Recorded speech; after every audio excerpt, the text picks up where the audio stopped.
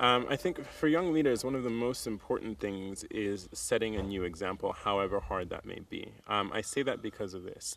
A lot of the times, the young people in society get blamed for being too frivolous, for not paying attention to a lot of the challenges that our countries or our environments face. And I don't think that's true. I think you have two issues. One is that I think there's an older generation that has tried, but in a lot of senses has set a lot of the wrong values and created value systems or governance systems that benefit them supremely. And when I say benefit them, I really mean benefit a very small group supremely.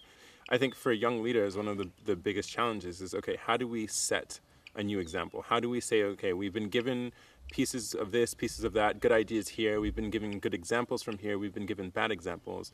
Our main task is to take all the bits of information that we've seen, assimilate those into our own understanding of the world, which is unique, and then use that to develop strategies, courses of action that really make sense. In terms of concrete ways to address challenges, I think one of the biggest things is how do you mobilize people?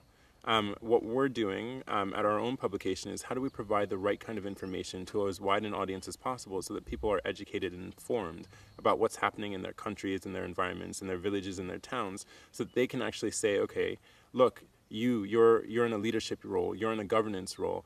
This is what I found out, this is what I understand, this is what I know. How are we going to tackle that problem? So it's an issue of being armed with the right information to be aggressively vocal. That's one thing that I think that young leaders can really do for our constituents.